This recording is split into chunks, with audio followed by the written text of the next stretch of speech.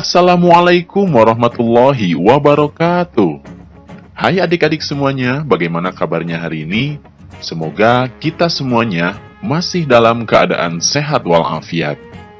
Sebelum memulai video pembelajarannya, marilah kita membaca basmalah bersama-sama. Bismillahirrahmanirrahim. Nah adik-adik, dalam video pembelajaran kali ini, insya Allah kita akan membahas tentang mengenal arti bersih dan sehat. Semoga dengan kalian menyimak video pembelajaran ini, kalian bisa memahami tata cara bersuci dari hadas kecil dan hadas besar dan mempraktekannya sesuai ketentuan syariat Islam. Oke, jangan kemana-mana, simak terus videonya. Nah adik-adik, sebelum masuk ke materi, mari kita simak ayat berikut ini. Bismillahirrahmanirrahim. Sesungguhnya Allah mencintai orang-orang yang bertaubat dan orang-orang yang menyucikan diri. Quran Surat Al-Baqarah ayat 222. Nah adik-adik, di ayat tersebut Allah Subhanahu wa Ta'ala menyebutkan bahwa Dia mencintai orang-orang yang menyucikan diri. Berarti, jika kita ingin dicintai oleh Allah Subhanahu wa Ta'ala, kita harus senantiasa bersuci. Apa sih arti bersuci? Nah adik-adik, suci artinya adalah bersih. Kemudian, bersuci artinya adalah membersihkan diri dari kotoran. Kotoran yang dimaksud adalah kotoran yang dapat menghalangi seseorang untuk beribadah kepada Allah Subhanahu wa Ta'ala. Kotoran itu disebut hadas dan najis. Adik-adik, pengertian dari hadas adalah keadaan badan yang tidak suci sehingga tidak boleh untuk sholat. Jadi ini muncul dari dalam diri kita sendiri. Nah, hadas terbagi dua. Yang pertama adalah hadas kecil. Contohnya adalah buang air, mau itu buang air kecil atau buang air besar. Kemudian buang angin, dan penyebab batal wudhu yang lainnya. Nah ini adalah contoh-contoh dari hadas kecil. Yang kedua adalah hadas besar. Contohnya adalah mimpi basah untuk laki-laki dan haid untuk perempuan. Nah, ini adalah macam-macam dari hadas. Selanjutnya, pengertian dari najis artinya adalah kotoran yang dianggap menyebabkan ibadah kita tidak sah. Nah, najis ini bisa saja mengenai tubuh manusia atau tempat-tempat yang digunakan untuk ibadah, sehingga harus dibersihkan terlebih dahulu sebelum beribadah. Nah, semua najis itu kotor. Tapi tidak semua kotoran itu najis. Ada hal kotor yang tidak dianggap najis. Oleh karenanya, kita akan bahas tentang pembagian najis. Yang pertama adalah najis mughaladhah. Najis mughaladhah ini adalah najis berat. Contohnya adalah najis anjing dan najis babi. Ini termasuk juga air liurnya maupun kotorannya. Nah, kemudian najis yang kedua adalah najis mukhaffafah atau najis ringan. Contohnya adalah air kencingnya seorang bayi laki-laki yang belum berusia 2 tahun, serta belum makan selain air susu yang berasal dari ibunya atau ASI. Nah, air kencingnya itu adalah termasuk najis mukhaffafah. Kemudian yang ketiga adalah najis mutawassithah atau najis sedang. Contohnya adalah air kencing, air madzi, nanah, apapun yang keluar dari lambung, kemudian bangkai, selain manusia, ikan, dan belalang tentunya, kemudian darah, selain hati dan limpa, dan lain sebagainya, itu adalah contoh-contoh dari najis mutawassithah. Nah adik-adik, sebagai umat Islam, kita harus senantiasa bersuci sebelum beribadah kepada Allah.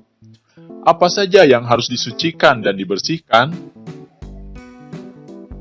Yang pertama adalah badan kita. Badan kita harus suci dan bersih.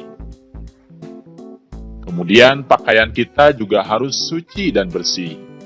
Dan yang ketiga adalah tempat sholat. ini juga harus suci dan bersih. Adik-adik, bersih badan, pakaian, dan tempat tidak hanya ketika melaksanakan sholat, akan tetapi harus diartikan ke seluruh kehidupan kita. Di luar sholat pun badan kita harus bersih.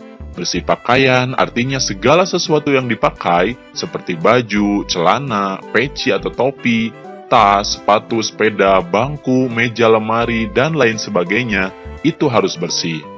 Kemudian bersih tempat seperti ruang tamu, ruang dapur, tempat tidur, tempat makan, tempat belajar, ruang kelas, tempat bermain, gudang, dapur, dan lain sebagainya itu juga harus bersih.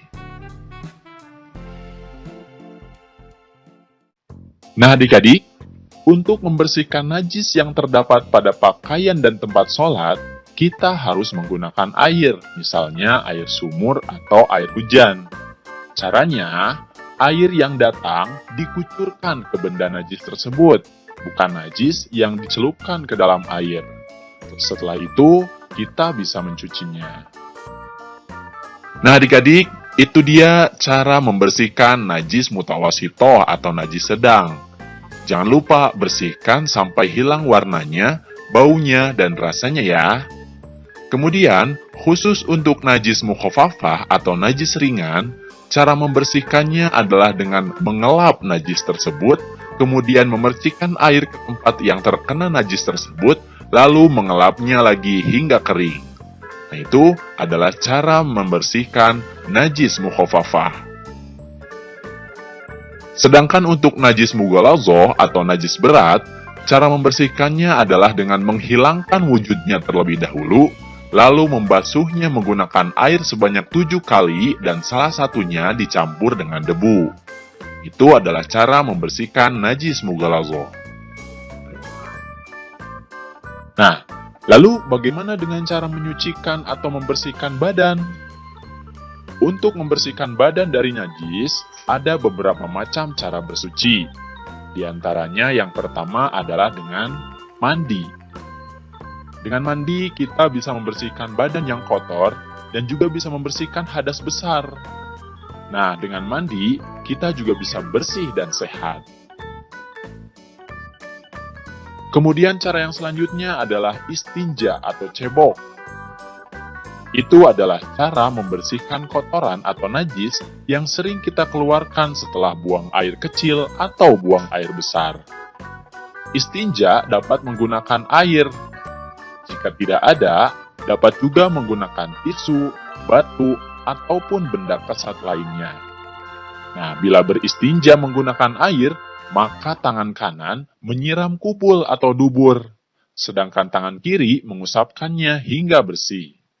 Nah, setelah itu, cuci tanganmu ya. Nah, agar kalian kembali suci setelah berhadas kecil, maka yang harus kalian lakukan adalah berwudu. Tapi, jika tidak ada air, maka cara menghilangkan hadas kecil atau besar bisa dengan tayamum. Satu hal lagi, jangan lupa, kalian harus membaca doa masuk kamar mandi terlebih dahulu. Doanya adalah, Allahumma inni a'udzubika minal khubuthi wal khoba'ith. Artinya, ya Allah, sesungguhnya aku berlindung kepadamu dari godaan setan laki-laki dan setan perempuan. Kemudian setelah keluar, kalian juga harus membaca doa. Gufronaka alhamdulillahilladzi adhaba annil adha wa'afani. Yang artinya, aku memohon ampunanmu, segala puji bagi Allah yang telah menghilangkan bahaya dariku dan menyehatkanku. Nah itulah adik-adik video pembelajaran tentang mengenal bersih dan sehat. Semoga dengan kalian menyimak video pembelajaran ini, kalian bisa memahami tata cara bersuci dari hadas kecil dan hadas besar, dan juga mempraktekannya sesuai ketentuan syariat Islam. Terima kasih atas perhatiannya, dan mohon maaf apabila ada kesalahan. Jangan lupa like, komen, dan subscribe video ini, kemudian bagikan kepada teman-temanmu yang lain ya. Oke, Kakak akan tutup. Billahi taufik wal hidayah. Wassalamualaikum warahmatullahi wabarakatuh.